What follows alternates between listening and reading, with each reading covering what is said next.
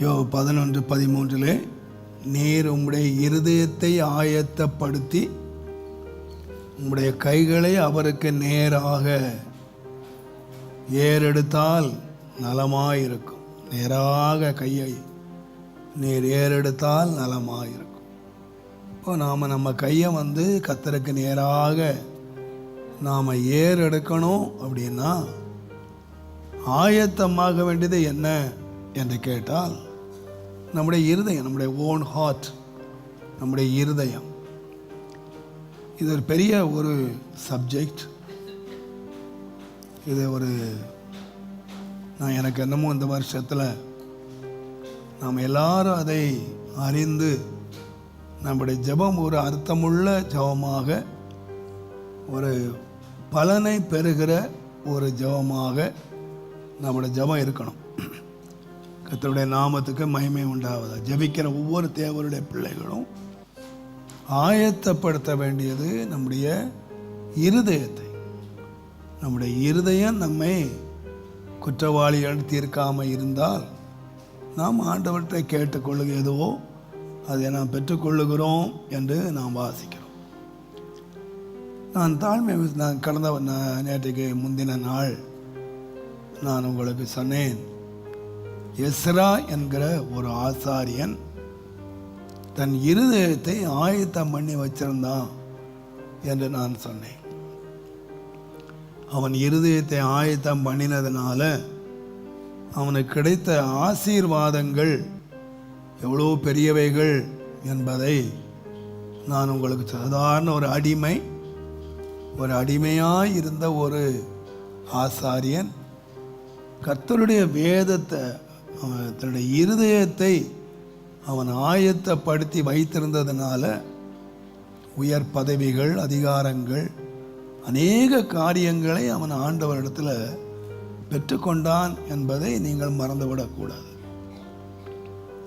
இந்த எஸ்ராவையே நீங்கள் கவனிச்சிங்கன்னா அவன் தன் இருதயத்தை ஆயத்தப்படுத்தினான் என்று சொல்லுகிற அந்த வார்த்தையில் நீங்கள் எஸ்ராவின் புஸ்தகம் 7ஆம் அதிகாரத்தை நாம் வாசிப்போமானால், எஸ்ரா 7ஆம் அதிகாரம், தயவு செய்து 6வது வசனத்தை நீங்கள் வாசித்தீங்கன்னா, இந்த எஸ்ரா இஸ்ரவேலின் தேவனாகிய கர்த்தர் அருளிய மோசேயின் நியாய பிரமாணத்தில் தேறின வேதபாரகனாய் இருந்தான். அவனுடைய தேவனாகிய கர்த்தருடைய கரம் அவன் மேல் இருந்தது. நான் உங்களுக்கு அன்றைக்கு சொன்னேன், 7ஆம் அதிகாரம் 10ஆம் வசனத்தில் கர்த்தருடைய வேதத்தை ஆராயவும் அதன்படி செய்யவும் இஸ்ரவேலின் கட்டளைகளை நீதி நியாயங்களை உபதேசிக்கவும் எஸ்ரா தன் இருதயத்தை ஆயத்தப்படுத்தியிருந்தான், பக்குவப்படுத்தியிருந்தான் என்று சொல்லுகிறது. ஆயத்தப்படுத்தியிருந்தான். அப்போ அவன் இருதயத்தை எதை வைத்து அவன் ஆயத்தப்படுத்தினான் என்று சொன்னால், வேத வசனத்தை வைத்து ஆயத்தப்படுத்த.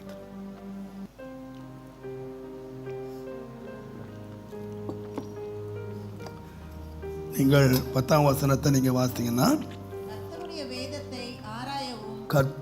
வேதத்தை ஆராயவும் அதன்படி செய்யவும் இஸ்ரவேலிலே கட்டளைகளையும் நீதி நியாயங்களையும் உபதேசிக்கவும் எஸ்ரா தன் இருதயத்தை அப்ப இருதயத்தை ஆயத்தப்படுத்துகிறது என்னது? கர்த்தருக்கு முன்பாக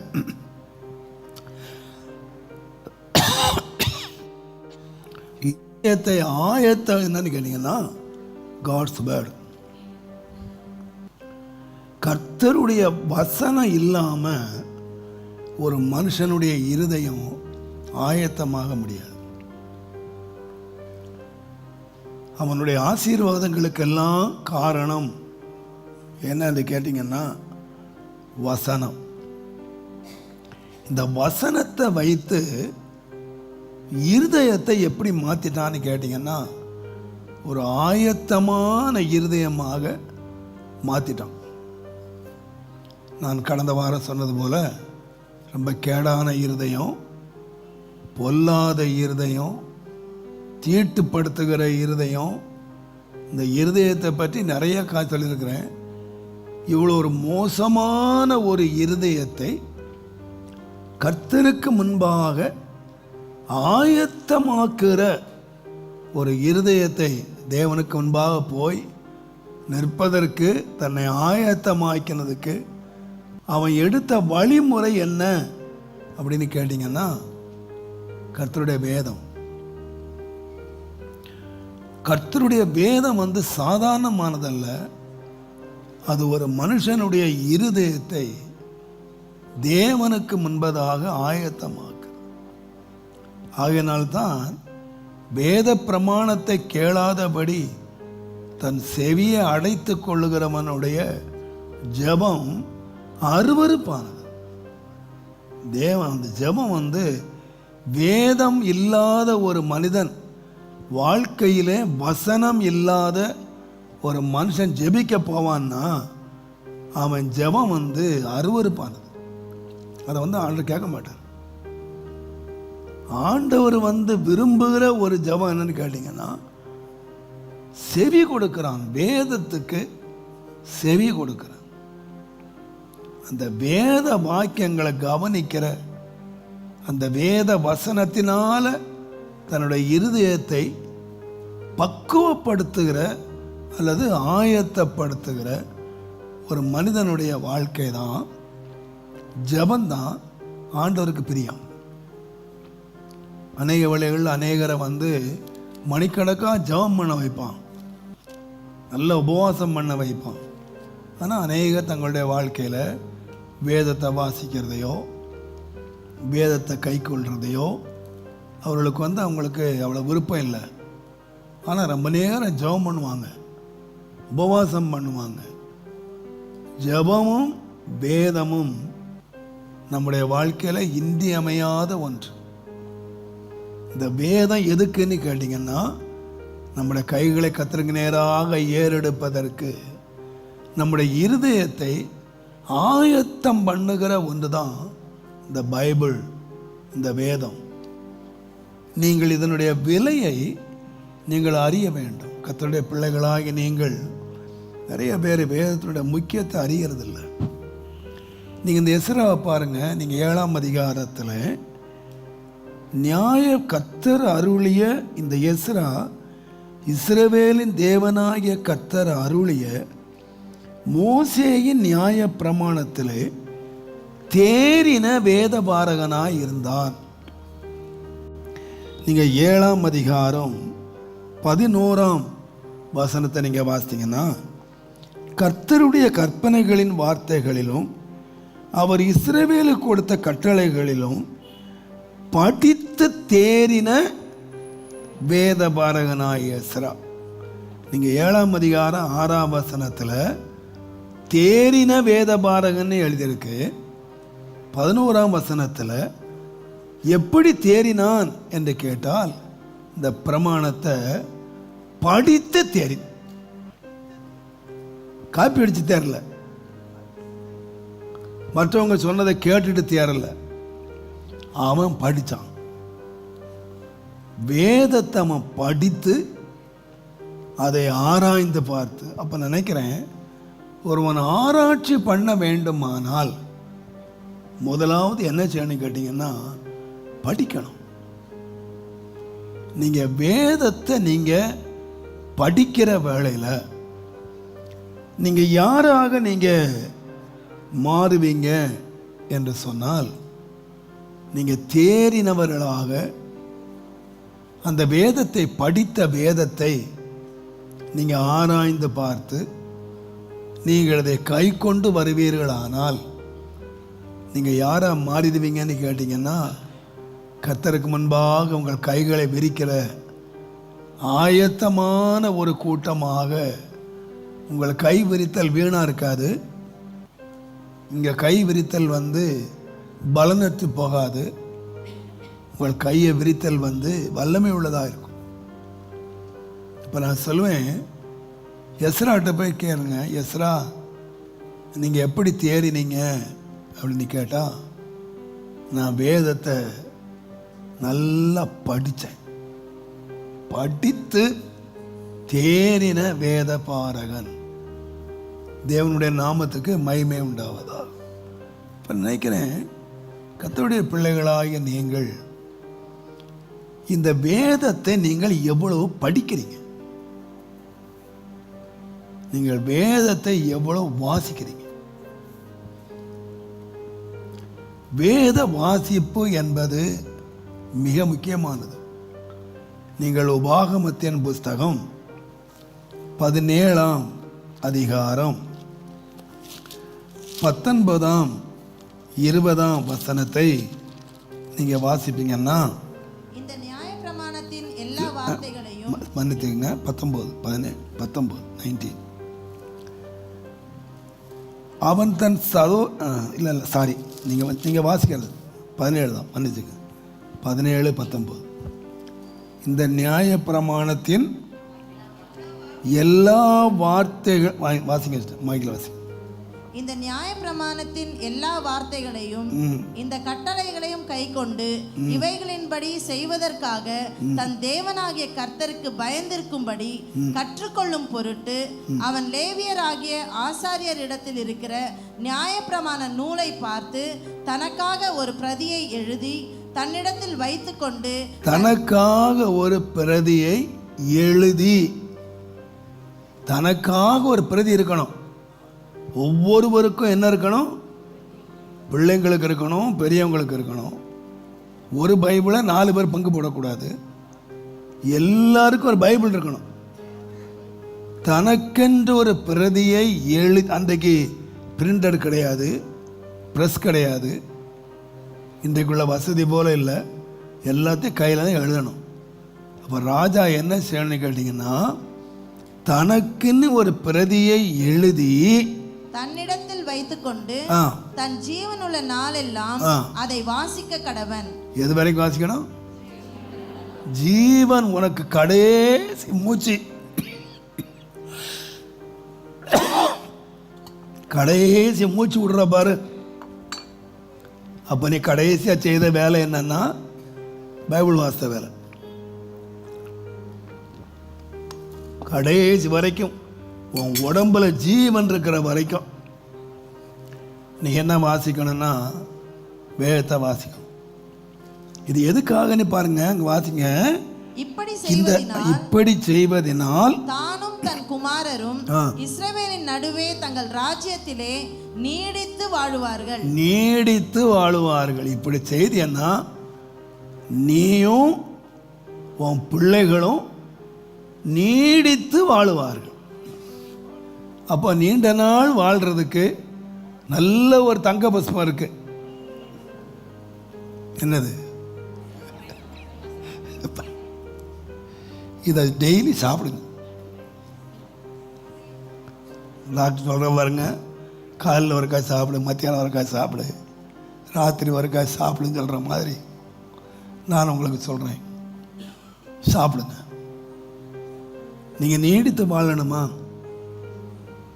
இது என்ன செய்துன்னு கேட்டீங்கன்னா, அங்கே பாருங்க, இந்த நியாயப்பிரமாணத்தின் வார்த்தைகளை இவைகளை கை கொண்டு இவைகளின்படி செய்வதற்காக தன் தேவனாகிய கர்த்தருக்கு பயந்திருக்கும்படி ஏன் பைபிள் வாசிக்கணும்னு கேட்டிங்கன்னா, இந்த வசனத்தை நீங்கள் கை கொண்டு இதை வாசித்து இதை கை கொள்ளுவீர்கள் ஆனால் என்ன உண்டாகும்னு கேட்டிங்கன்னா, தேவனுக்கு பயப்படுகிற பயம் என்னன்னா கற்றுக்கொள்ளலாம்.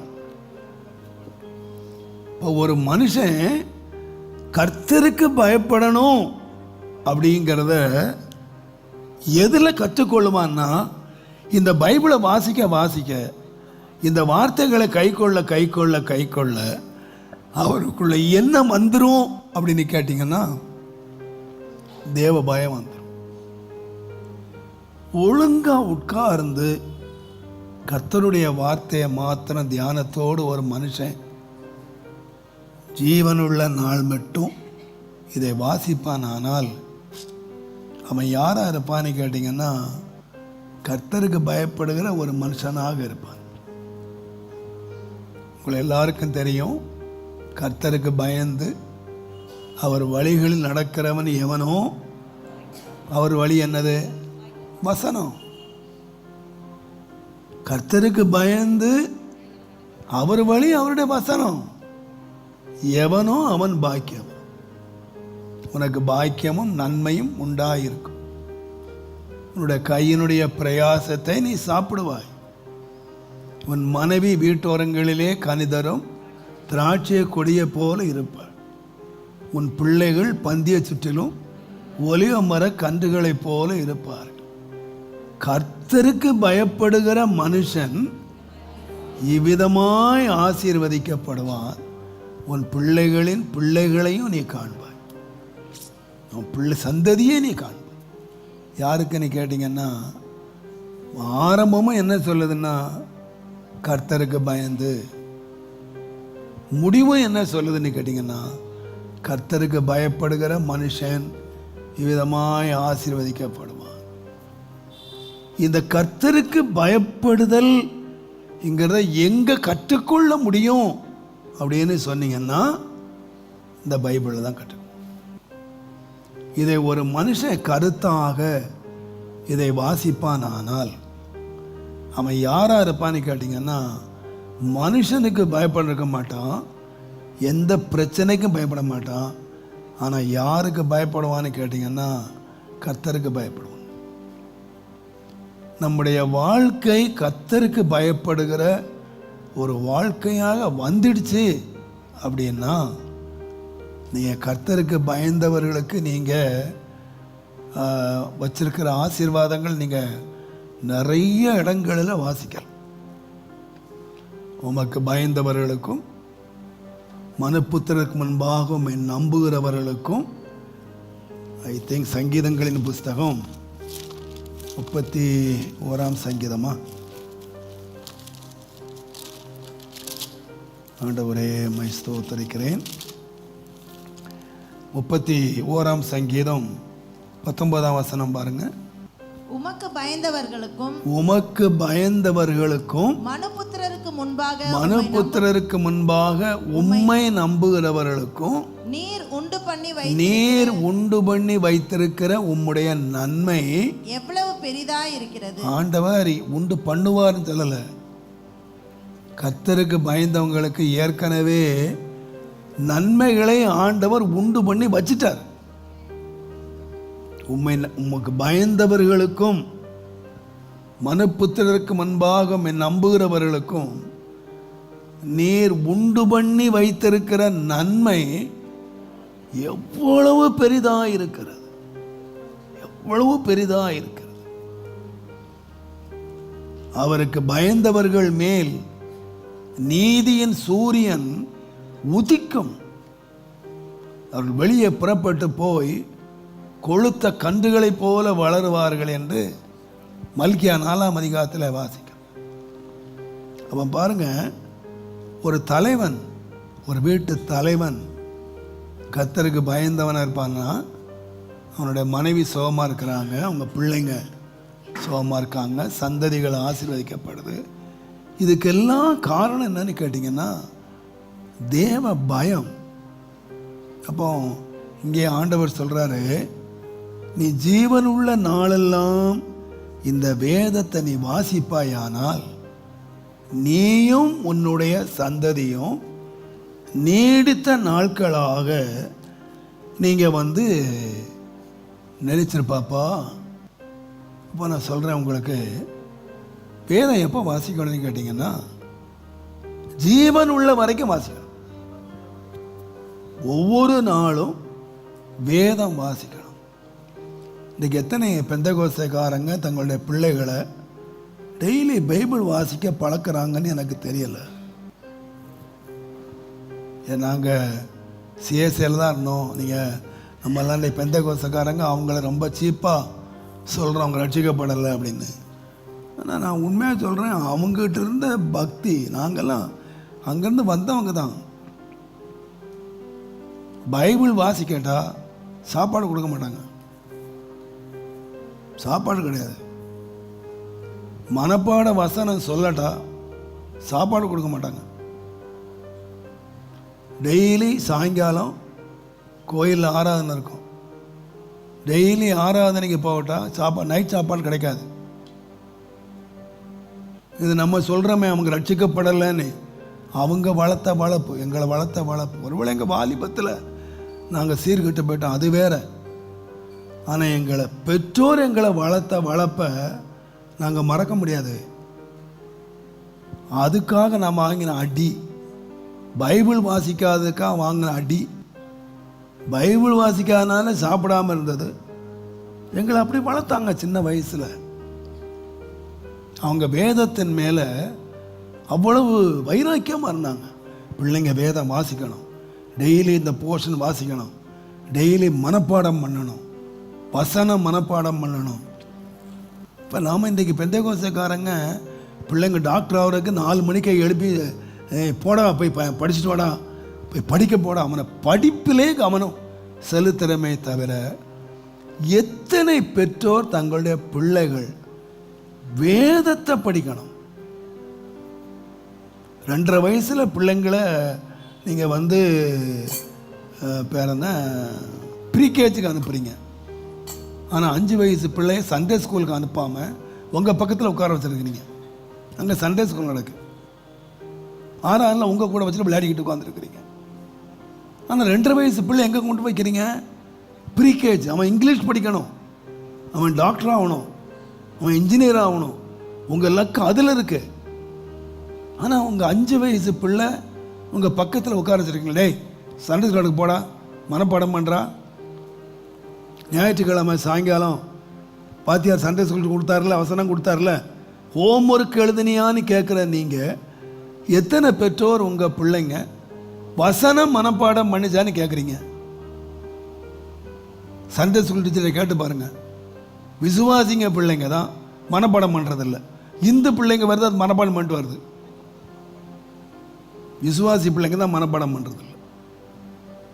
இப்போ நாம் அதில் வந்து ரொம்ப எம்பசைஸ் பண்ணுறதில்ல, நம்ம முயற்சி எடுக்கிறதில்ல. ஆனால் உண்மையாக கழுங்க, நீடித்து வாழுவதற்கு ஆண்டவர் வைத்திருக்கிற ஒரு பெரிய பொக்கிஷம் இந்த வேதம். இதை நீங்கள் நாள்தோறும் என்ன செய்யணும்னா வாசிக்கணும். உங்கள் பிள்ளைங்களை வாசிக்க வையுங்க, அதுதான் மிக முக்கியம். உங்கள் பிள்ளைங்க வாசிக்க படிச்சுட்டாங்களா, வாசிக்கிற அளவுக்கு வந்துட்டாங்களா, அவங்கள முதலாவது வாசிக்க வேண்டிய கொடுக்க வேண்டியது தயவு செய்து வேதம். அவனுக்குன்னு ஒரு வேதத்தை வாங்கி கொடுங்க. நீங்கள் ஒரு வேதத்தை வச்சுருங்க. ஒரு வீட்டில் 10 பேர் இருப்பீங்களா, 10 பேருக்கு 10 பைபிள் வச்சுருங்க. உங்கள் வீட்டுக்கு வர்ற விருந்தாளிக்கும் வாங்கி வைங்க. பைபிள் ரொம்ப முக்கியம், பைபிள் ரொம்ப முக்கியம். நீங்கள் என் வீட்டுக்கு வந்தீங்கன்னா ஒவ்வொரு அறையிலையும் எனக்கு பைபிள் இருக்கும். ஜப அறையில் ஒரு பைபிள் வச்சுருக்கேன், என்னோட ரீடிங் ரூமில் ஒரு பைபிள் வச்சுருக்கேன், என் பிரசங்கத்துக்கு நான் ஒரு பைபிள் வச்சுருக்கேன். என்கிட்ட எடுத்திங்கன்னா எனக்குன்னு ஒரு 6 பைபிள் இருக்குது, தமிழ் பைபிள் 6 பைபிள் வச்சுருக்கேன்.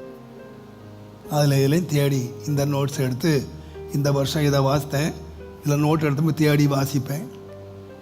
6 பைபிள் வச்சுருக்கேன். இங்கிலீஷ் பைபிள் வேறு வச்சுருக்கேன். தெரியுதோ தெரியலையோ ட்ரை பண்ணுவோம்மா கொஞ்சம் இங்கிலீஷை. எனக்கு சந்தேகம் தான், தமிழ் சந்தேகமாக இருந்தால் அந்த இங்கிலீஷ் பைபிள் எடுத்து அந்த வார்த்தை என்ன போட்டிருக்குன்னு எடுத்து ஒரு டிக்ஷனரி வாங்கி வச்சுருக்கேன். அதை எடுத்து உட்காந்து அதை டிக்ஷனரியை பார்த்து இதுக்கு என்ன அர்த்தம், இதுக்கு வேறு அர்த்தம் எனக்கு புரியலையா கேப்ரியலை கூப்பிட்டு கேட்பேன். இல்லைன்னா என் மனைவி படித்தவங்க அவங்கள லிஸ்ட் கொடுத்து இதுக்கு அர்த்தம் எழுதிட்டுவான்னு கேட்பேன். கொஞ்சம் சமயம் எடுத்து அதை வாசிங்க. நீங்கள் வாசித்தீங்கன்னா நீங்கள் யார் ஆயிடுவீங்கன்னா கர்த்தருக்கு பயப்படுறவங்களாக மாறிடுவீங்க. நீங்கள் அதனால தான் பாருங்கள், தீமோத்தேயு என்று சொல்லுகிறவன் ஒரு இளம் ஊழியக்காரன். அந்த ஊழியக்காரனுக்கு அப்போஸ்தலன் ஆகிய பவுல் எழுதும்போது, நீங்கள் வாசிங்கன்னு சொன்னால் உங்களுக்கு வழங்காது. இன்றைக்கு நான் வாசித்தலை குறித்தே கொஞ்சம் உங்களுக்கு நீங்கள் எப்படி பைபிள் வாசிக்கணும்னு சொல்கிறத நான் விளக்கமாக சொல்கிறேன். நீங்கள் ஃபாலோ பண்ணி பாருங்கள், உங்களுக்கு ஆசீர்வாதமாக இருக்கும். 1 தீமோத்தேயு 4ஆம் அதிகாரம் 13ஆம் வசனத்தை பாருங்கள். நான் வரும் அளவும் வாசிக்கிறதிலும் புத்தி சொல்லுகிறதிலும் உபதேசிக்கிறதிலும் ஜாக்கிரதையாயிரு. நான் வரும் அளவிலும், முதலாவது எதில் ஜாக்கிரதையாரு? வாசிக்கிறது ஜாக்கிரதை. உபதேசம் பண்றதுல இல்லை, வாசிக்கிறதுல ஜாக்கிரதை. சில மாதங்களுக்கு முன்பதாக ஒரு பட்டம் படித்த நல்ல ரெவரண்ட் பட்டம் வாங்கின ஒரு தம்பி, ஒரு வாலிப தம்பி, உலக பிரகாரமாகவும் நல்லா படிச்சிருக்காரு, நல்ல ஊழியமும் செய்கிறார். கடைசியில் ஒரு ஊழியத்தில் ரொம்ப சோர்ந்து போய் ஊழியமே செய்ய முடியாத ஒரு இக்கட்டான நிலைமைக்கு வந்து, ரொம்ப நல்லா படிச்சிருக்கார், உலகப்புறம் நல்ல ஒரு படிச்சிருக்கார், வந்து இனிமேல் ஊழியம் செய்ய முடியாத நிலைமை வந்து என்கிட்ட வந்தார். என்னுடைய ஆலோசனைக்காக வந்தார். அவர் ரொம்ப அழுதுகிட்டே சொன்னார், ஊழியம் செய்ய முடியல, ஜனங்கள் ரட்சிக்கப்பட மாட்டேன்றாங்க, எல்லாம் இதாக இருக்குது. நான் ஒரே ஒரு கேள்வி கேட்டேன் அவர்கிட்ட, பைபிளை எத்தனை முறை வாசிக்கிறீங்கன்னு கேட்டேன். அவர் அப்படியே நீனாரு, எத்தனை முறையா? ஒரு முறையே வாசிக்கலை. நிறைய பாஸ்டர்ஸ் ஒரு முறை பைபிள் வாசிக்கலைங்க. ஆனால் பாஸ்டர், ரெவரண்டு, டாக்டர் எல்லாம் போட்டுக்கிட்டான். எத்தனை முறைப்பா பைபிள் வாசித்த? ஏங்க இவனுங்கெல்லாம் யாருன்னு கேட்டிங்கன்னா, போலி டாக்டர் மாதிரி போலி பாஸ்டர்ஸ். போலி டாக்டர் யாரு?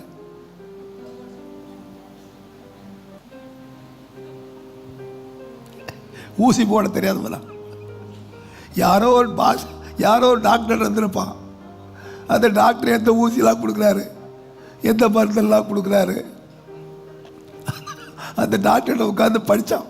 ஓ, ஜுரம் வந்தால் இந்த மாத்திரை கொடுக்கணும், வயிற்று வலி வந்தால் இந்த மாத்திரை கொடுக்கணும், தலைவலி வந்தால் இந்த ஊசி போடணும். இப்போ டாக்டர்கிட்ட 10 வருஷம் இருந்தான். இப்போ இவன் யாராயிட்டான்? என்னைக்காவது செக்கப் வந்தால் இவன் யாரு? போலி கள்ள டாக்டர். அப்போ இந்த கள்ள போதகன், போலி போதகெல்லாம் யாருன்னு கேட்டிங்கன்னா, பைபிள் வாசிக்காமலே பாஸ்டர் ஆகிட்டான். இதுதான் பெரிய பிரச்சனை. இவனே வாசிக்கிறது இல்லையே, அப்புறம் இவனை பின்பற்ற எப்படி வாசிப்பான்? இவன் எப்படி நடத்தியிருப்பான்? அதனால தான் தீமோத்தேயுக்கு சொல்கிறான், எப்பா நான் வர்ற வரைக்கும் நீ என்ன செய்யணும், நீ வாசி. ஒரு டாக்டர் யாரு? போய் ஸ்கூலில் சேர்ந்து புஸ்தகம் படித்தாருங்க. நான் அடிக்கடி சொல்லுவேன், ஒரு என்ஜினியர் யார்? ஒரு மீட்டிங் நான் போயிருந்தேன், ஈரோடுக்கு எங்கே போயிருந்தேன். நான் கேட்டேன், தம்பி இந்த என்ஜினியர்லாம் எழும்புங்கன்னு சொன்னேன். இதெல்லாம் ரொம்ப யோசித்தாங்க. நான் ஒன்றும் சொல்ல மாட்டேப்பா, இங்கே இருக்கிற என்ஜினியர்லாம் எழும்புங்கன்னு சொன்னேன். எழும்புனாங்க. ஒரு தம்பிகிட்ட கேட்டேன், நீ என்ஜினியர் தானே? ஆமாம். நீ எப்படி என்ஜினியர் ஆன? நான் கேட்குற கேள்வி முழங்குதா? நீ எப்படி என்ஜினியர் ஆனா? 5 வருஷம் ஒழுங்காக பஸ் ஏறி அம்மா கொடுத்த சோத்தை தின்னுட்டு, ஒழுங்காக காலேஜுக்கு போயிட்டு, ஒழுங்காக வீட்டுக்கு வந்தானா? அதனால் என்ஜினியர் ஆகிட்டானா? இல்லை, காலேஜுக்கு போய் வேலையுமா படித்தான். ஒரு என்ஜினியர் வரைக்கும் எவ்வளோ படித்த? அவன் அடுக்கி வச்சிருக்க புக்கை பாருங்க, என்னென்ன புக்கு படித்தான்னு. ஒரு லாயர் எடுத்து பாருங்க, ஒரு லாயர் எத்தனை புக்கு படித்தார்? ஒரு டாக்டர் எத்தனை புக்கு படித்தார்? காலேஜ் போயிட்டு வந்துட்டாவில் சேரிட்டாரா? கோயிலுக்கு போயிட்டு வந்துட்டாப்புல நீ பாஸ்டர் ஆகிடுவியா? இன்னைக்கு நிறைய பேர் சண்டே கோயிலுக்கு பைபிளை தூக்கிட்டு போயிட்டா இவங்க பெரிய பரிசுத்தம் ஆயிட்டாங்க. இல்லைப்பா, நீ தேரணுமானா நீ கோயிலுக்கு போயிட்டு வர்றதுனால தேறிட மாட்ட, நீ ஃபாஸ்டிங் ப்ரேயர் வந்துட்டு போகிறதுனால தேறிட மாட்ட. நீ படிக்கணும், உட்கார்ந்து நீ படிக்கணும்பா. சிஸ்டர், நீங்கள் படிக்கணும். ஒரு நாளைக்கு எவ்வளோ படிக்கிறீங்க? எவ்வளோ மனப்பாடம் பண்ணுறீங்க? உங்கள் பிள்ளைங்களை படி இடிக்கிறீங்களா? நீங்கள் படிச்சிங்களா?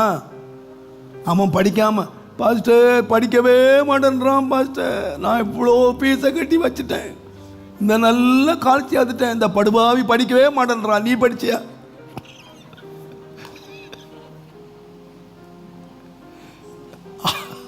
நீ அழுறது இல்லாம என்னை அழ வைக்கிற.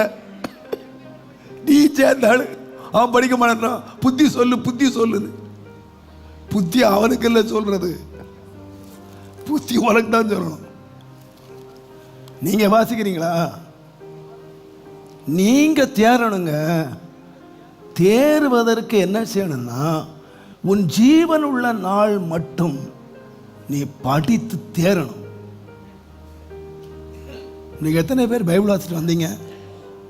காலையில் பைபிள் வாசிங்களா? காலையில் ஃபாஸ்டிங் ப்ரேயரே நம்பிட்டீங்களா?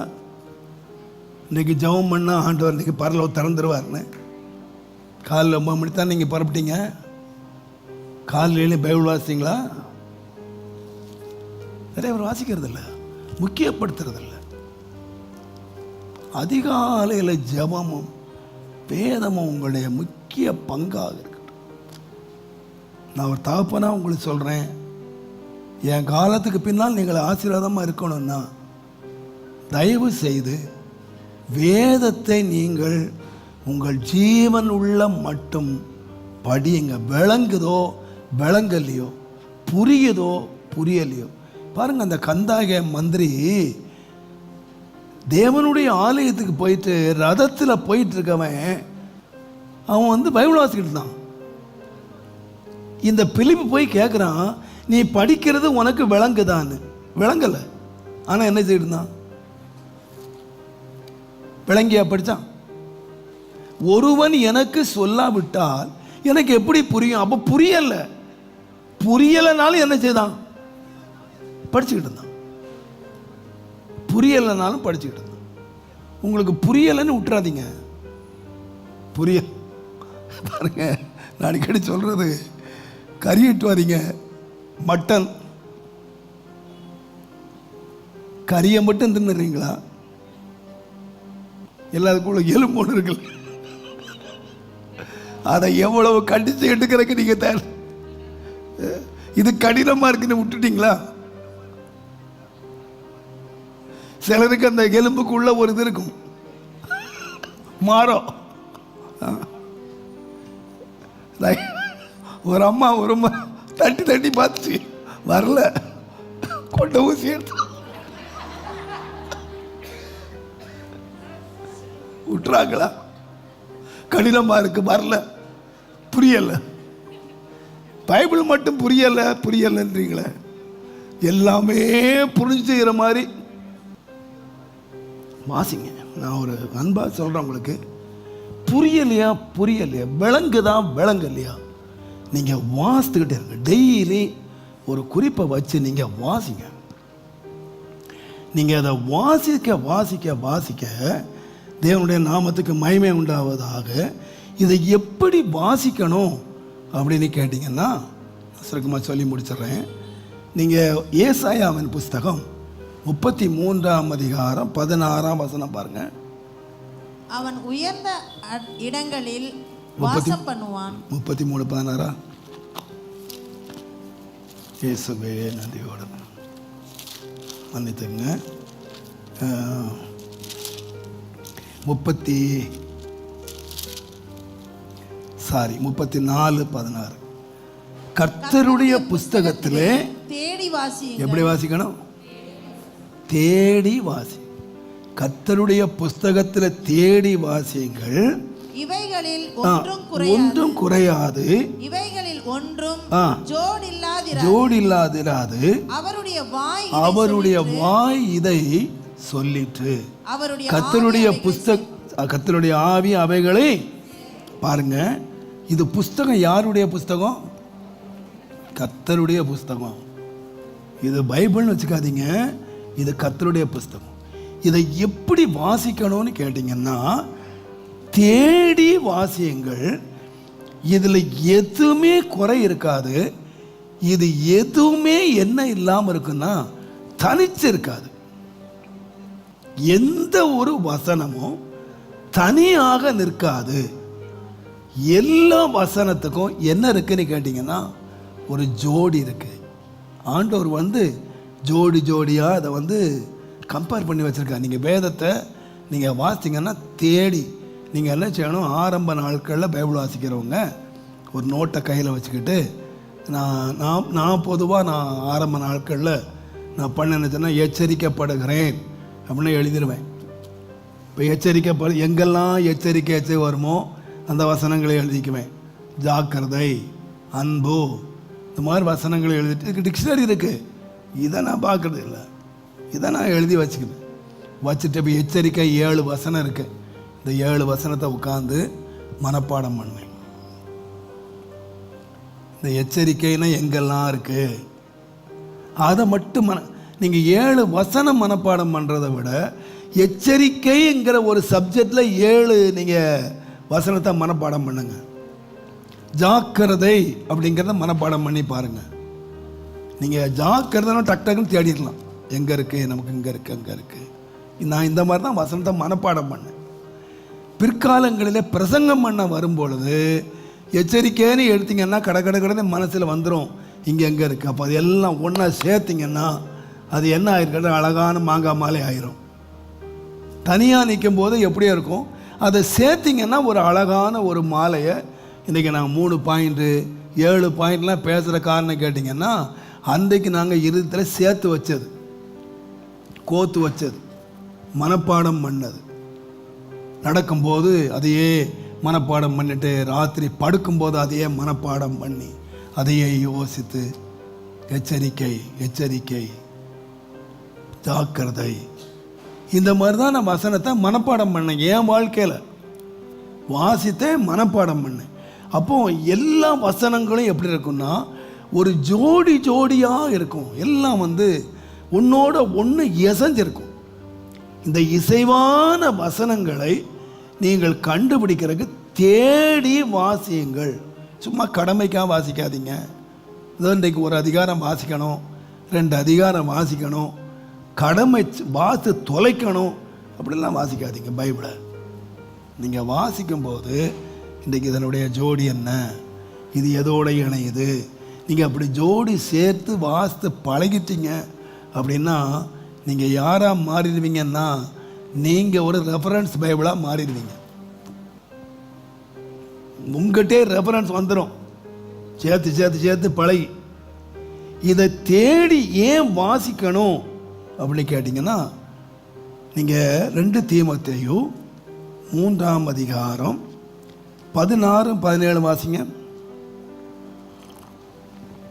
வேத வாக்கியங்கள் எல்லாம் தேவ ஆவியினால் அருளப்பட்டிருக்கிறது. நல்லா கவனிங்க, இது மிக முக்கியமானது. வேத வாக்கியங்கள் எல்லாம் தேவ ஆவியினால் என்ன செய்திருக்கு?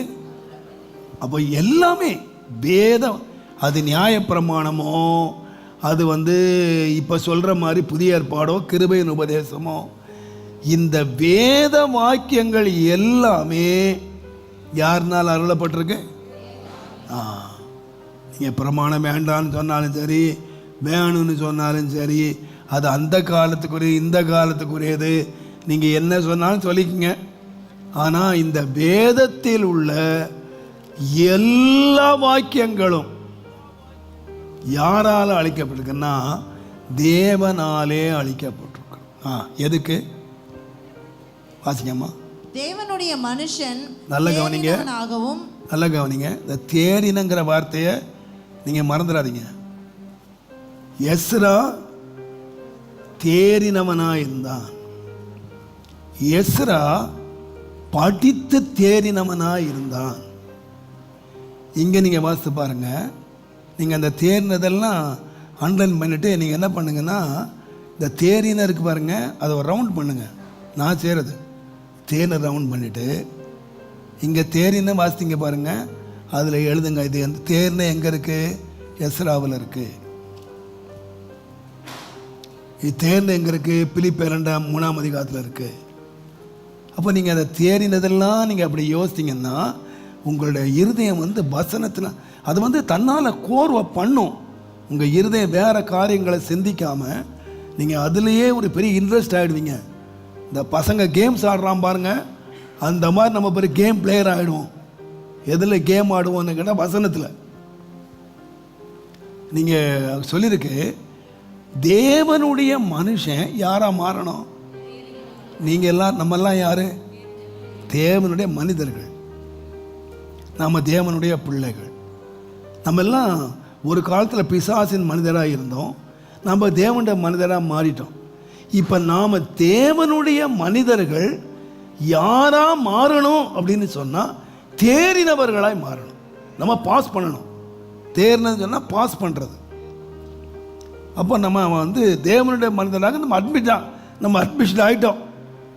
நம்மளை தேவனுடைய ஆலயத்துக்குள்ளே தேவன் நம்முடைய பிள்ளைகள், தேவனுடைய மனிதர்கள் அப்படின்னு நம்மளை அட்மிட் பண்ணிட்டாரு.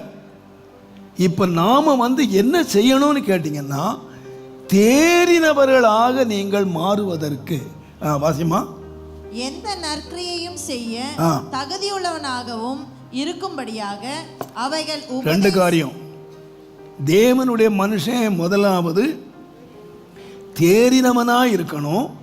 2வது எந்த நற்கிரியையும் செய்வதற்கு அவனை கொண்டு ஆண்டவர் எந்த நற்கிரியையும் செய்வதற்கு அவன் தகுதி உள்ளவனாய் இருக்கும்படியாக அவைகள் உபதேசத்துக்கு. நல்ல கவனிங்க, அந்த அவைகள் சொல்ற வேத வாக்கியங்கள் உபதேசத்துக்கும் கடிந்து கொள்ளுதலுக்கும் சீர்திருத்தலுக்கும் நீதியை படிப்பிக்குதலுக்கும் பிரயோஜனமாய் இருக்கிறது. நல்ல கவனிங்க, ஆண்டவர் வேத வாக்கியங்கள் எல்லாம் தேவ ஆவியினாலே அருளப்பட்டிருக்கிறது.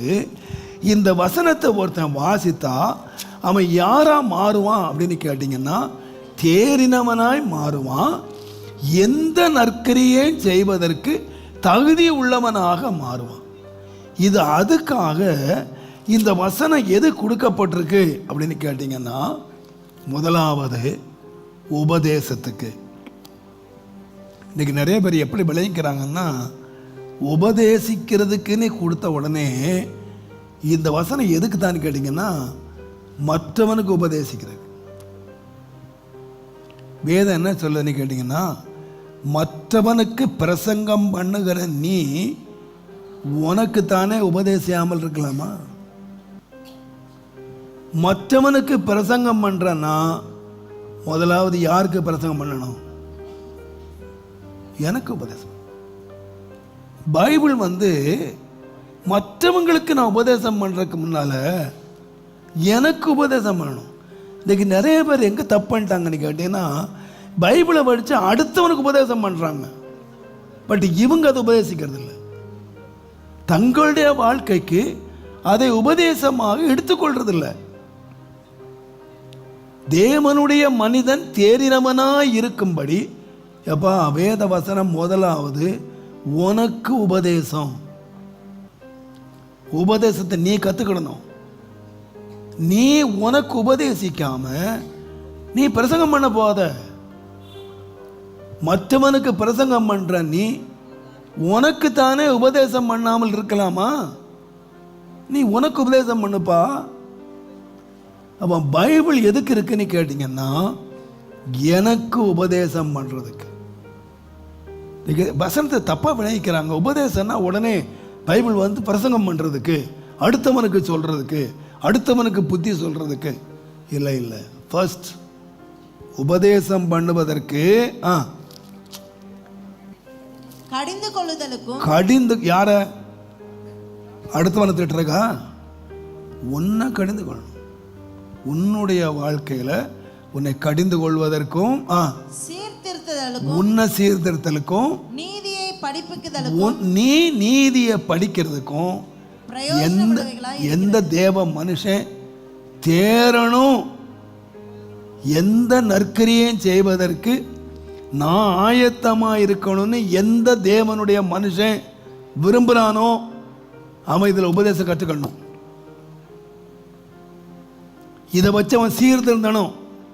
இதான் அவனை சீர்திருத்துற புஸ்தகம், இதுதான் அவனை கண்டிக்கிற புஸ்தகம், இதுதான் அவனை சரிப்படுத்துகிற புஸ்தகம். நீதியை படிப்பிக்கிற ஒரு புஸ்தகம் என்னன்னு கேட்டீங்கன்னா பைபிள். இந்த பைபிளை மற்றவர்களுக்காக நாம் வாசிக்கக்கூடாது, நமக்காக வாசிக்கணும். இந்த பைபிள் எப்போதுமே நமக்கு உபதேசம் பண்ணணும், நம்மளை கண்டிக்கணும், நம்மளை திருத்தணும், இந்த வசனத்தின்படி நாம் திருந்தணும் அப்படின்னு பைபிள் வாசித்தோம்னா நம்ம யாராக மாறிடுவோம் அப்படின்னு கேட்டிங்கன்னா தேறினவர்களாய். இன்றைக்கி நிறைய பேர் பைபிள் மற்றவர்களுக்காக வாசிக்கிறாங்க. ஞாயிற்றுக்கிழமை என்ன செய்தி எடுத்து எவனை திட்டலாம், எவனை இந்த கிழிக்கலாம். இன்னைக்கு நிறைய பேர் அடுத்தவங்களுக்காக வாசிக்கிறாங்க. இல்லைங்க, பைபிள் உங்களுக்காக வாசிங்க. நீங்க தான் தேரணும், நீங்க அடுத்தவனுக்கு வாசிக்காதீங்க.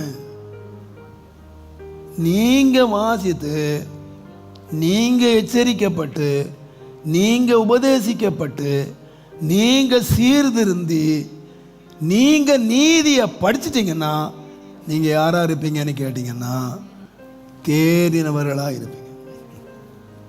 கர்த்தர் உங்களை கொண்டு எந்த நற்கிரியையும் செய்வார், எந்த நற்கிரியும் செய்வார். அதனால பைபிள் வாசிக்கும் போதே நீங்கள் எப்படி வாசிங்கன்னா பரீட்சைக்கு வாசிக்கிற மாதிரி வாசிங்க. பிள்ளைங்க எப்படி வாசிக்கிறாங்கன்னு சிலர் என்கிட்ட கேட்பாங்க, எந்த முறையில் பைபிள் எப்படி வாசிக்கலாம், எந்த முறையில் வாசிக்கலாம்னா நான் சுருக்கமாக சொல்கிறது, உங்கள் பிள்ளைங்க பரீட்சைக்கு படிக்கிறாங்க பாருங்கள், அந்த மாதிரி படிங்க. நீங்கள் எல்லாம் படித்து பரீட்சை எழுதணும் தானே, டெய்லி தான் படித்தோம், ஸ்கூலில் பாடம் படித்தோம். ஆனால் பரீட்சைன்னு ஒன்று வந்துட்டா, பாஸ் பண்ணணும் தீர்மானிச்சுட்டா, காப்பி அடிக்கிறன்னு விட்டுருங்க, பிட் அடிக்கிறன்னு விட்டுருங்க.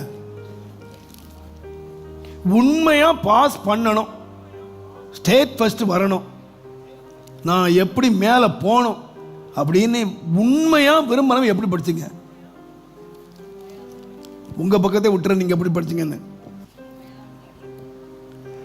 நைட்டில் ஃப்ளாஸ்கில் டீ போட்டு தூங்காமல் உட்காந்து, ஏன் தேரணும், பாஸ் பண்ணணும், பாஸ் பண்ணணும். வெறியில் தானே படிச்சிங்க, அந்த மாதிரி படிங்க, வெறியில் படிங்க.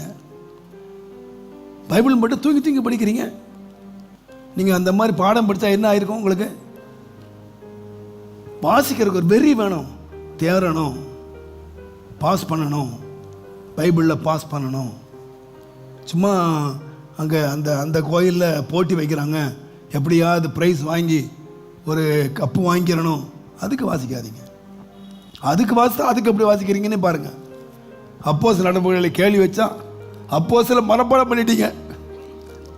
எத்தனை பேர் மனப்பாடம் பண்ணி வச்சு எந்த கேள்விகளும் நான் சொல்கிறேன், எதுக்கு படிச்சிங்க? அது உங்கள் வாழ்க்கைக்கு படிச்சிங்களா, கோயிலில் கேள்வி கேட்க போகிறாங்கன்னு படிச்சிங்களா? உங்கள் வாழ்க்கையில் ஒவ்வொரு நாளும் பைபிளை எப்படி படிங்கன்னா பரீட்சைக்கு படிக்கிற மாதிரி தேறின. இதில் என்ன இருக்குதுன்னு கேட்டிங்கன்னா, நான் இது யோசித்து பார்த்தேன். இன்றைக்கு அநேகர் பைபிள் எதுக்கு வாசிக்கிறான்னு கேட்டிங்கன்னா, ஆசீர்வாதமான வசனம், வாக்குத்தத்தமான வசனம், நம்மை ஆறுதல் படுத்துகிற வசனம், நம்மளை அப்படியே தேற்றி அப்படியே தூக்கி எடுக்கிற அதுக்கு தான் பைபிள் வாசிக்கிறாங்க. ஆனால் அந்த பைபிள் வசனம் நீங்கள் நல்லா வாசித்து பாருங்கள், அதில் எங்கேயுமே எனக்கு ஒரு ஆறுதல் தேறுதல் அப்படி எடுக்கிற மாதிரி இல்லை. பைபிள் என்ன முதல்ல உபதேசமாக, அப்புறம் கடிந்து கொள்ளுதான், அப்புறம் என்ன சீர்திருத்து தான், அப்புறம் என்ன நீதியை படிப்பிக்குதான். அதுக்கு தான் கர்த்தர் வசனத்தை கொடுத்துருக்கிறாராம். அப்போ நீங்கள் வாசிக்கும்போது என்னை கடிஞ்சு கொள்கிற வசனம் இருக்கா, நான் இந்த வசனத்தை பார்த்து சீர்திருந்த வேண்டிய வசனம் எனக்கு இருக்கா? நீங்கள் அந்த மாதிரி புஸ்தகத்தில் தேடி வாசித்து இந்த வசனம் நம்மை குற்றப்படுத்துமானால் உடனே முழங்கால் படியிட்டு, ஆண்டவரே இந்த வசனத்தின்படி என் வாழ்க்கையை சுத்தமாக்குங்கப்பா. இந்த வசனத்தின்படி நீங்கள் மற்றவங்களை கம்பேர் பண்ணாதீங்க. அவங்க அப்படி பண்ணுறாங்க, இவங்க இப்படி பண்ணுறாங்க, அந்த பாஸ்டர் எப்படி நடக்கிறாரு, அவர் எப்படி நடக்கிறாரு.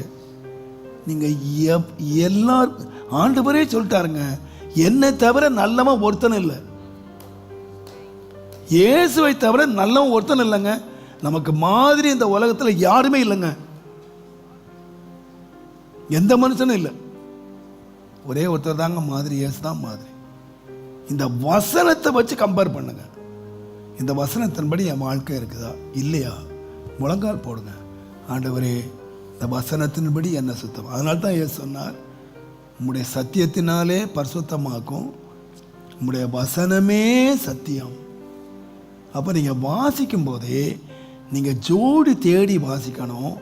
என்னை குற்றப்படுத்துகிற என்னை ஒரு சங்கீதக்காரன் சொல்வார், இந்த வசனத்தை பாருங்கள், 19ஆம்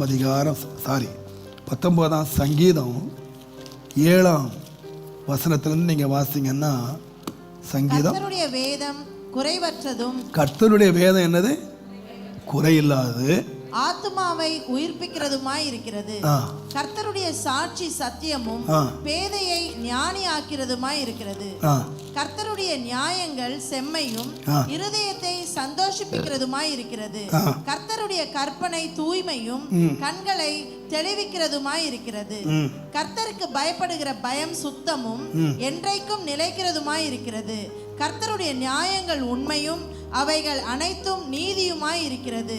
அவைகள் பொன்னிலும் மிகுந்த பசும் பொன்னிலும் விரும்பப்படத்தக்கதும், தேனிலும் தேன்கூட்டிலும் இருந்து ஒழுகும் தெளித்தேனிலும் மதுரமுள்ளதுமாய் இருக்கிறது. இதுவரைக்கும் வாசிங்க பாருங்க, ரொம்ப நல்லா இருக்கு. ஆனா இந்த வாசனை என்ன செய்தான் பாருங்க.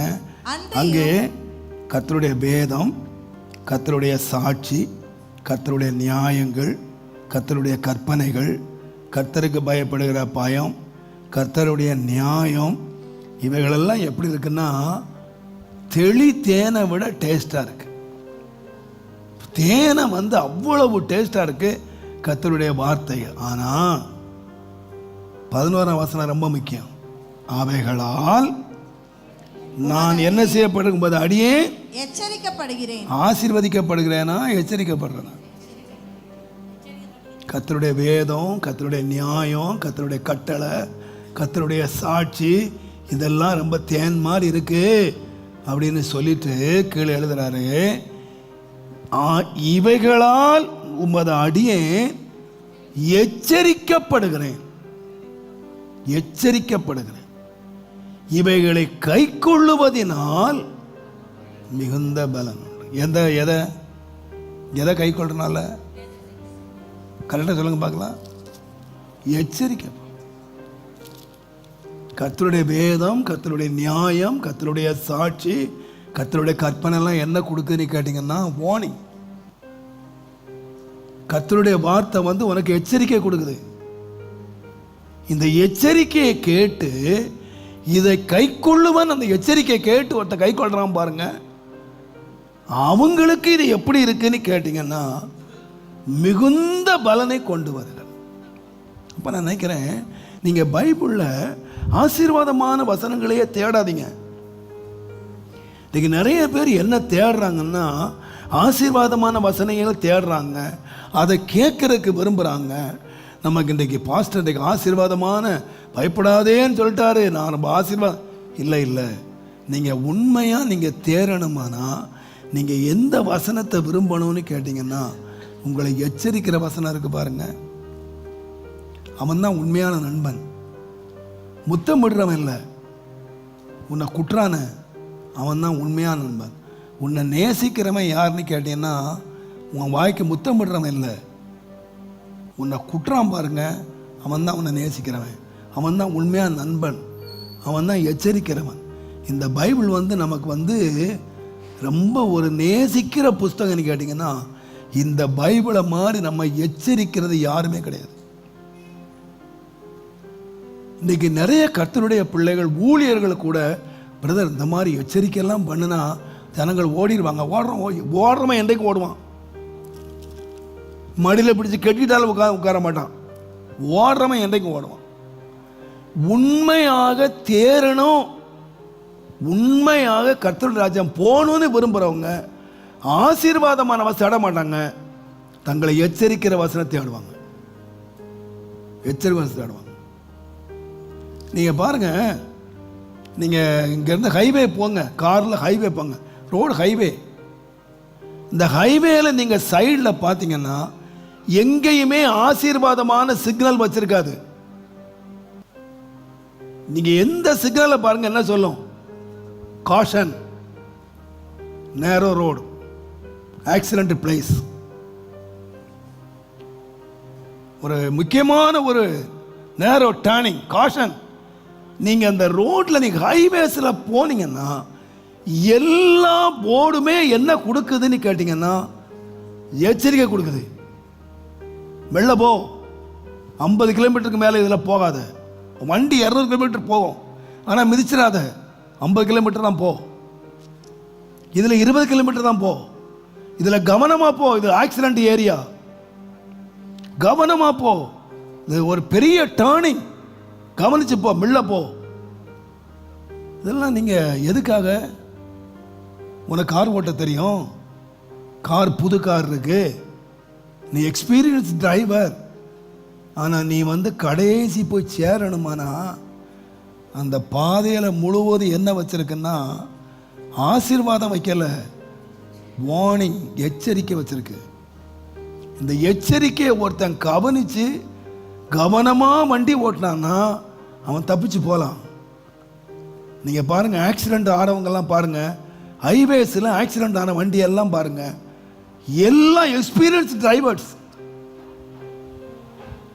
அவங்க எத்தனையோ தடவை இந்த ரோட்டில் போய் பழகினவங்க. இவன் இந்த எச்சரிக்கை பார்க்கவே மாட்டான். அவனுக்கு தெரியும், மை எக்ஸ்பீரியன்ஸ், இதில் எத்தனை வாட்டி நான் போயிட்டு வந்திருக்கேன், எத்தனை வாட்டி நான் ஓட்டியிருக்கேன். அவன் எக்ஸ்பீரியன்ஸ்லேயே ஓட்டுவான். ஆனால் புதுசாக போகிறவன் போர்டை பார்த்து ஓட்டுவான், தப்பிச்சு வந்துடுவான். இதுதான் பெரிய ஆபத்து. இதுக்கு நிறைய விசுவாசிகள் கூட பைபிள் இப்படி தான் வாசிக்கிறாங்க. நமக்கு தெரியும் பைபிள், சிலர் மூடிய வச்சுட்டாங்க, அதெல்லாம் 10 முறை வாசித்தாச்சு போதும், தெரியும் எனக்கு எங்கே இருக்குது. இப்போ சங்கீதத்தில் இங்கே பாஸ்ட் சொல்கிறதுக்கு முன்னே நிறைய கேப்லேட் சொன்ன பாஸ்ட் சொல்கிறதுக்கு முன்னால் எந்த ரூட்டில் போகுதுன்னு சொல்கிறதுக்கு இங்கே நிறைய வில்லர்கள் இருக்கிறீங்க. எனக்கு ரூட்டு போடுற ஆளுங்களாம் இருக்காங்க. பாஸ்டருக்கு பிரசங்கத்து ரூட்டு போடுற ஆளுங்களாம் இருக்கீங்க. ஆனால் ஒழுங்கான ரூட்டில் நீங்கள் போகல. நீங்கள் எங்களுக்கு ரூட்டு போட்டு எந்த பிரயோஜனம்? வசனத்தை படிச்சதுனால எல்லாருக்கும் தான் ரூட்டு தெரியுங்க. ரூட்டில் ஒழுங்காக போய் சேரணும்ல. அந்த பக்கம் ரூட்டு தெரியும்னு சொல்லி போய் முட்டிக்கிட்டுனா கவனமாக. இது நீங்கள் நினைக்காதீங்க, விசுவாசிகள் தயவுசெய்து தேருங்க. உங்களுக்கு நான் அன்பாக சொல்கிறேன், இந்த காலத்தில் வீடு வாங்கிறது எப்படி, காரு வாங்கிறது எப்படி, ஆசீர்வாதமாக வாழ்கிறது எப்படி, இதுக்கு வசனங்களை தேடி இதுக்கு ஒரு கிருபைன்னு ஒரு பேரை வச்சு, இதுக்கு ஒரு செழிப்பின் உபதேசன்னு பேர் வச்சு, இதுக்கு என்னமோ முலாம் பூசி. ஆனால் நான் வேத வசனத்தை அறிஞ்ச வரைக்கும் நீங்கள் தேரணுமா, நீங்கள் எந்த நற்கிரியை செய்ய ஆயத்தமாக இருக்கணுமா? நீங்கள் பைபிளில் ஆசீர்வாதம் நிறைய இருக்குங்க. ஆனால் நீங்கள் தேட வேண்டியது உங்கள் எச்சரிப்புக்கான வசனத்தை தேடுங்க. உங்களை எச்சரிக்கிறவங்களை தேடுங்க. அவங்க உங்களை நேசிக்கிறாங்க, அவங்க உங்களை அன்பு கூறுறாங்க. கர்த்தருடைய நாமத்துக்கு மகிமை. அதனால்தான் பவுல் சொன்னார், 2 தீமோத்தேயு 4ஆம் அதிகாரம் 2ஆம் வசனத்தை நீங்கள் பார்த்தீங்கன்னா, 2 சமயம் வாய்த்தாலும் வாய்க்காவிட்டாலும் ஜாக்கிரதையாய் திருவசனத்தை பிரசங்கம் பண்ணு. ஜாக்கிரதையாய் திருவசனத்தை பிரசங்கம் பண்ணு. எல்லா நீடிய சாந்தத்தோடும் உபதேசத்தோடும் கண்டனம் பண்ணி கடிந்து கொண்டு புத்தி சொல்லு. நல்லா கவனிச்சுங்க. எப்படி புத்தி சொல்லணுமா? எல்லா உபதேசத்தோடும் கண்டனம் பண்ணு, கடிந்து கொண்டு புத்தி சொல்லு. ஏனென்றால் அவர்கள் ஆரோக்கியமான உபதேசத்தை, இப்போ உபதேசம் பண்ணுன்னு சொல்லிட்டு அவர் சொல்றாரு. ஏனென்றால் ஆரோக்கியமான உபதேசத்தை பொறுக்க அப்ப ஆரோக்கியமான உபதேசம் என்னது? கடிந்து கொள்ளு. முந்திரவ சொல்லியிருக்கார், நீ கடிந்து கொண்டு உபதேசம் பண்ணி புத்தி சொல்லு, கண்டனம் பண்ணு. அப்போ ஆரோக்கியமான உபதேசம்ன்றது கேட்டீங்கன்னா கடிந்து கொள்ளுகிறது, கண்டனம் பண்றது, எச்சரிக்கிறது, இதுதான் ஆரோக்கியமான உபதேசம். இந்த ஆரோக்கியமான உபதேசத்தை சிலர் பொறுக்க மனதில்லாமல், இது அவங்களுக்கு பொறுக்க முடியாது. இந்த ஆரோக்கியமான பொறுக்க மனதில்லாமல் செவி தினவு உள்ளவர்கள் ஆகி தங்கள் சுய இச்சைகளுக்கு ஏற்ற போதகர்களை தங்களுக்கு திரளாக நிறைய பேர் இருக்கிறான். நீ பண்ணுப்பா, கண்டனம் பண்ற நீ ஒருத்தன். ஆனா அவங்களுக்கு ஆரோக்கியம் இல்லாத உபதேசம் கொடுக்கறதுக்கு நிறைய பேர் இருக்காங்க. அவங்கள சேர்த்துக்கிட்டோம், சேர்த்து கொண்டு கட்டுக்கதைகளுக்கு சாய்ந்து போகிற காலம் வரும்ப்பா. அவங்க ஆரோக்கியம் இல்லாத உபதேசம் கொடுக்கிற மாத்திரம் இல்லை, கட்டுக்கதைகளுக்கு உபதேசம் கொடுக்குறாங்க. கதை பேசுறான், நீ கண்டனம் பண்ணுப்பா. அப்போ தேவன் மகிமை உண்டாவதாக. நீங்கள் வேதத்தை வாசிக்கும் போது, ஆண்டவரே இந்த வசனம் என்னை பரிசுத்தப்படுத்துறதுக்காக வாசிக்கிறேன், ஆசீர்வதிக்கிறதுக்கு ஆசீர்வாத வசனங்களை தேடாதீங்க. நீங்கள் பரிசுத்தம் பண்ண நீங்கள் தேர தேர உங்களுடைய கைகளை என்ன செய்வீங்கன்னா, கர்த்தருக்கு நேராக உங்கள் இருதயம் ஆயத்தமாக நீ கைகளை ஏறெடுத்தீங்கன்னு சொன்னால், நான் சொல்லுவேன், நீ கர்த்தர் மேலே மகிழ்ச்சியாக இருந்து உன்னை கையை ஏறெடுப்பாய். ஆனால் கர்த்தர் உன் ஜெபத்தை கேட்பாய். எஸ்ராவுடைய ஜெபத்தை கேட்டார், அவங்ககிட்ட பொண்ணு வெள்ளியும் கொடுத்தார், அவங்ககிட்ட அதிகாரத்தை கொடுத்தார், எத்தனையோ காரியங்கள் அவங்ககிட்ட கொடுத்ததுக்கு காரணம் அவன் யாராக மாறினான் என்று கேட்டால் அவன் ஒரு தேறினவனாக மாறினான். அன்பானவர்களாகி நான் உங்களுக்கு இங்கே மாத்திரம் அல்ல, தூரத்தில் எத்தனையோ 1000 பேர் கேட்டுக்கிட்டு இருக்கீங்க. எனக்கு ஆச்சரியமாக இருக்கிறது, இந்த வருஷம் பல ஆயிரக்கணக்கான மக்கள் நீங்கள் தூரத்தை கேட்டுக்கிட்டு இருக்கிறீங்க.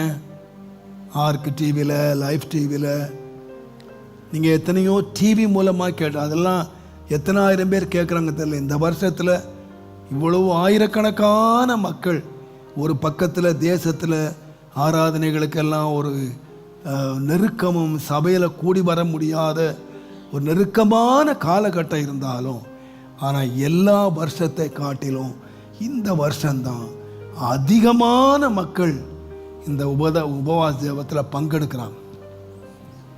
நீங்கள் எந்த சபையில் இருங்க, யார் போதனா இருங்க, நீங்கள் எதுக்கு தலையை கொடுக்கணும் அப்படின்னு சொன்னால், நீதிமான் என்னை தயவாய் கூட்டட்டும், அது என் தலைக்கு எண்ணெய் மாதிரி இருக்கும், அபிஷேகம் மாதிரி இருக்கும் என்று சொல்லி நீங்கள் கண்டனம் பண்ணுறாங்களா, உங்களை கடிந்து கொள்கிறாங்களா, புத்தி சொல்கிறாங்களா, அதுதான் ஆரோக்கியமான உபதேசம் என்பதை நீங்கள் மறந்துவிடக்கூடாது.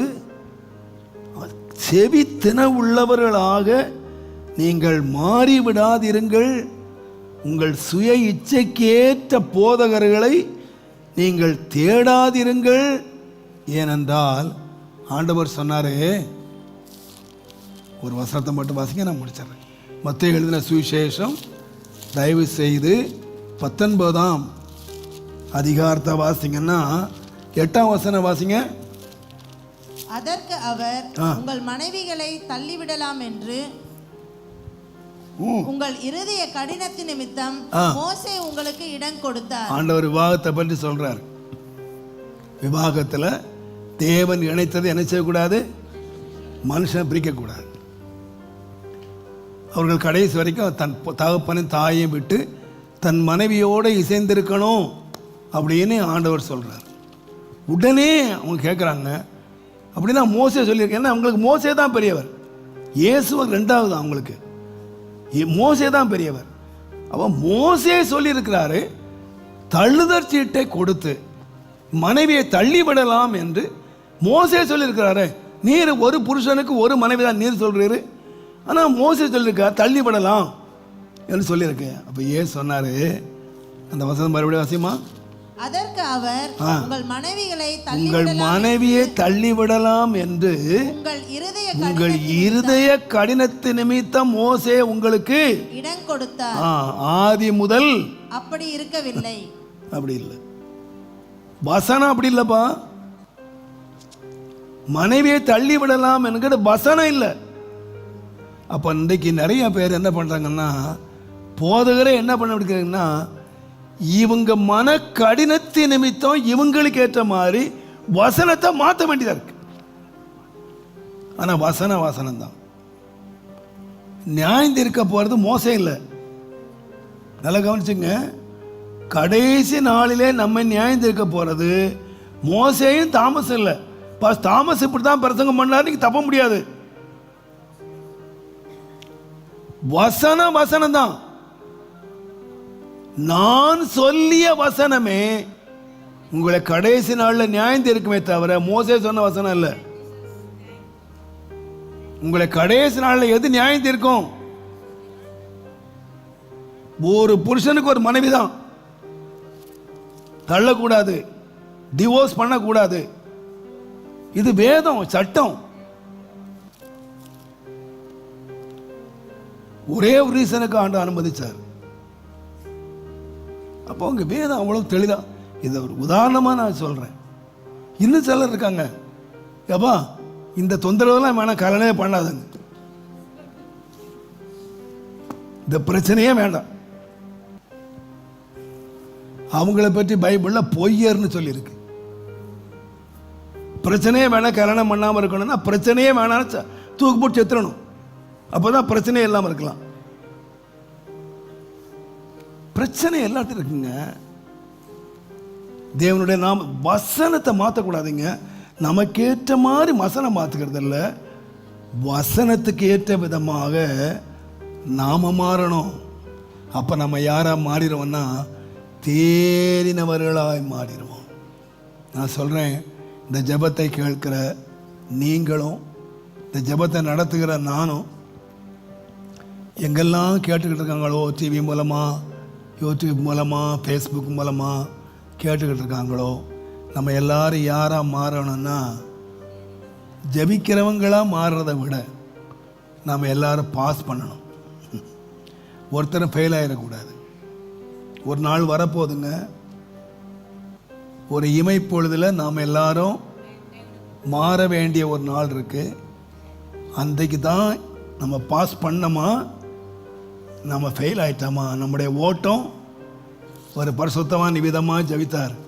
ஆண்டவரே வாரம் வாரம்னு வரேன்னு சொல்லிட்டு வராமலே இருக்கிறீரே ஆண்டவரே, நீர் வந்துட்டு எனக்கு ரிசல்ட்டையாவது பார்த்துடலாம். வந்துட்டா என்ன பார்த்து போகலாம், ரிசல்ட்டையாவது பார்த்து போயிடலாம். ரிசல்ட்டுக்காக காத்து உட்காந்துருக்கோம். நேற்று கேப்டன் சொன்ன மாதிரி நிறைய பிள்ளைங்க சொல்கிறான், 100க்கு 10 மார்க் தான் குறையும், நான் 90 மார்க் வாங்குவேன்னு சபாடால் விட்டவெல்லாம் ரிசல்ட் வரும்போது 10 மார்க் தான் வாங்கியிருப்பான். வேணுமான பேப்பரில் எழுதி வச்சிருப்பான், with God I am hero, without God I am zero. அது நல்லா தான் இருக்கு, வாக்கியம் நல்லா தான் இருக்கு. ஆனால் கொஸ்டின் பேப்பரில், ஆன்சர் பேப்பரில் வித் காட் ஐ எம் ஹீரோன்னு எழுதித்தாரா நம்ம 100 மார்க் போட்டுருவாங்களா? திருத்துறவன் கேட்ட கேள்விக்கு பதில் சொல்லாமல் பத்திரிகை முழுவதும் with God I am hero, with God I am hero, with God I am ஹீரோன்னா பேப்பரில் மார்க் வராது. இன்னைக்கு நிறைய பேர் சொல்லிக்கிட்டு இருக்கோம், நாம ஆண்டவர் என்ன ஹீரோ ஆகிடுவேன். நீ ஹீரோவா சீரோவாங்கிறது ரிசல்ட் வரும்போது தெரியும்பா. அன்றைக்கு நாம் யாராக இருக்கணும்னு கேட்டிங்கன்னா தேறினவர்களாக இருக்கணும்னா வசனம் எதுக்கு இருக்கு அப்படின்னு கேட்டிங்கன்னா நீதி. அதனால தான் யோசுவா கானானில் கொண்டு வந்தபோது அவங்களுக்கு வேதத்தை வாசித்தான். என்ன வாசித்தான்னா, ஆசீர்வாதமும் சாபமும் ஆகிய கர்த்தருடைய வார்த்தைகள். ஆசீர்வாதத்தையும் வாசித்தான், சாபத்தை. இன்றைக்கு உள்ள சொல்கிறாங்க, சாபத்தை பற்றியே பேசாதீங்க, சாபத்தை பற்றியே பேசாதீங்க. சாபத்தை பற்றி பேசான்னு நமக்கு சொல்கிறதுக்கு அவங்களுக்கு யார் உத்தரவு கொடுத்து? நான் கர்த்தருடைய ஊழியக்காரன், இவங்களுக்கு நான் ஊழியம் செய்யலை. கர்த்தர் எந்த ரெண்டையும் வச்சிருக்கார். நீ கீழ்ப்படிந்தால் உனக்கு ஆசீர்வாதம், நீ கீழ்ப்படியாவிட்டா உனக்கு என்ன கிடைக்குங்கிறத இந்த உபவாச நாளில் பாருங்க. நீங்கள் வீட்டில் போய் ஜெபம் பண்ணணும், நீங்கள் வீட்டில் வாசிக்கணும், நீங்கள் வீட்டில் அர்த்தத்தை உணர்ந்து நல்லா பாடி துதிச்சு பாருங்க. உங்களுக்கு நேரம் போகிறதே தெரியாது. நீங்கள் மணிக்கணக்காக ஜெபிக்கிறவங்களா இருப்பீங்க. நீங்கள் உங்கள் ஜெபத்தில் கண்ணீர் வடிக்கிறவங்களா இருப்பீங்க. நீங்கள் உண்மையாக இருதயம் உடைஞ்சு நீங்கள் தேவனோடு நெருங்கி வர்றவங்களா இருப்பீங்க. நல்ல ஆண்டவரை தனிப்பட்ட முறையில் பாடி துதித்து நல்ல அர்த்தத்தை உணர்ந்து நல்ல கர்த்தருடைய பாடல்களை பாடி உங்களை எச்சரிக்கத்தக்க வசனங்களை தேடி நீங்கள் வாசித்து உங்கள் வசனத்தின் மூலமாக நீங்கள் உங்களை சீர்படுத்தி, நான் சொல்லுவேன், நீங்கள் எல்லாரும், நான் தாழ்மையாக சொல்கிறேன், என்னுடைய உண்மையான ஆசை, ஆண்டவரே என் ஸ்கூலில் 100க்கு 100 பாஸ் பண்ணிட்டாங்க அப்படின்னு சொல்கிற ஒரு கிரேட் இருக்குது பாருங்கள். அந்த மாதிரி என் சபையில் உள்ள பிள்ளைகள், விசுவாசிகள் 40% பாஸ்னாங்க, 30% பாஸ் பண்ணாங்க, 20% பாஸ் பண்ணாங்க அப்படின்னு சொல்லாமல் ரிசல்ட் வரும்போது 100% பாஸ் பண்ணாங்க அப்படின்னு சொல்கிற ஒரு சந்தோஷம்தான். நான் அதுக்காக தான் இந்த வயதுலையும் இந்த பிரயாசம் நான் எடுத்து இவ்வளவு நேரம் எடுத்து நான் உங்களுக்கு சொல்லுகிறதனுடைய மிக முக்கியமான காரணம், நம்ம எல்லாரும் ஆசீர்வாதமாக இருக்கணும். கண்டிப்பாக இருப்போம். வேதத்தை நான் படித்து தேறினால் நீங்கள் நிச்சயமாக யாராக இருப்பீங்கன்னா வெள்ளியும் பொன்னும் உள்ள சீமானாக இருப்பீங்க. உங்களை கர்த்தர் நம்பி கையில் தருவார், நம்பி தருவார், கர்த்தர் தருவார், நிச்சயமாக தருவார். நான் உங்களுக்கு அதுக்கு மாதிரியாக இருக்கேன். எனக்கு கற்றுக் கொடுத்தவங்க தான் கற்றுக் கொடுத்தாங்க. நான் அவங்ககிட்ட அதான் படித்தேன். என்ன நடத்தினவங்க ராத்திரி பகலும் பைபிள் வாசித்தாங்க. நானும் அதே முறையை பின்பற்றி இன்றைக்கு வரைக்கும் நான் பைபிள் வாசித்துக்கிட்டே இருக்கிறேன். வாசித்துக்கிட்டே என்னால் எவ்வளோ முடியுமோ அவ்வளோ வேதத்தை வாசித்து குறிப்பெடுத்து குறிப்பெடுத்து குறிப்பெடுத்து நான் தாழ்மையாக சொல்கிறேன். இந்த 47 வருஷத்தில் நான் ஒரு 5000 பிரசங்கத்துக்கு மேலே நான் பண்ணிட்டேன். நீங்கள் உட்காந்துருக்கிறீங்க, ஒவ்வொரு நாளும் நான் புது பிரசங்கத்தை பண்ணுறேன். எப்படி பண்ணுறேன்? நான் உட்காந்து நேரத்தை செலவு பண்ணுறேன், தேடுறேன், என்ன சீர்படுத்துகிறேன். பிரசங்கம் பண்ணுறதுக்கு முன்னாடி என்ன நான் சீர்படுத்துகிறேன், இதை நான் செய்தேனா, இதை நான் பின்பற்றினேனா. நீங்களும் அந்த மாதிரி வாசித்து நீங்கள் தேறினவர்களாய் கர்த்தருக்கு முன்ன நின்று நம்ம சபை எப்படி இருக்கோம்னா, நம்ம முதல் நாள் சொன்னது போல் பரிசுத்தவான்கள் சபையாக ஒரு தேறின சபையாக இருக்கணும் அப்படிங்கிறது என்னுடைய மன வாஞ்சை, என்னுடைய விருப்பம். அதுக்கு தயவு செய்து நான் உங்களை இந்த 4வது நாள் ஜெபத்தில் மிக தாழ்மையாய் கேட்கிறேன். நீங்கள் வாசியுங்கள், வாசிக்க பண்ணுங்கள், தேடி வாசிங்க. அது நம்முடைய வாழ்க்கைக்கு ரொம்ப பிரயோஜனம். இங்கே மாத்திரமல்ல, தூரத்திலே கேட்டுக்கொண்டிருக்கிற அன்பானவர்களுக்கும் நான் மிக தாழ்மையாக நான் சொல்லுவேன், கிறிஸ்தவ வாழ்க்கை தேறுகிற வாழ்க்கை, பாஸ் பண்ற வாழ்க்கை. நாம் இங்கே எவ்வளவு செல்வ செழிப்பாய் வாழ்றோம் இல்லை, நாம் ஒரு நாள் வரும்போது நம்மிலே தேறினவர்கள் யாவரும் என்று இருக்கிறது. நான் எதற்காக பிடிக்கப்பட்டேனோ அதை பிடித்து கொள்ளும்படி நான் ஆசையாய் தொடருகிறேன். நம்மிலே தேறினவர்கள் யாவரும் இதே சிந்தையாய் இருக்க கடவர்கள். கர்த்தர் நம்மை எதுக்க பிடிச்சாரு? நம்முடைய ராஜ்யத்துக்கு நம்மை கொண்டு போய் சேர்க்க நம்மை பிடித்தார். பரமகானாலே கொண்டு போய் சேர்க்க நம்மை பிடித்தார், நம்மை அழைத்தார். நம்ம எல்லாரும் அதுக்கு தேரணும், அதுக்கு பாஸ் பண்ணணும். நம்ம தேரணுமானால் இன்றைக்கு ஆவியான உங்களோடு பேசி இருக்கிறார். வாசிங்க, இந்த வேதத்தை அலட்சியம் பண்ணாதீங்க. உங்களை கண்டனம் பண்ணுகிற வார்த்தை, உங்களை எச்சரிக்கிற வார்த்தை, உங்களை சீர்படுத்துகிற வார்த்தை, அதை தேடுங்க. ஆசீர்வாதம் தானாய் வரும், ஆசீர்வாதம் தானாய் வரும். நீங்க ஆசீர்வாதத்தை தேட வேண்டியதில்லை.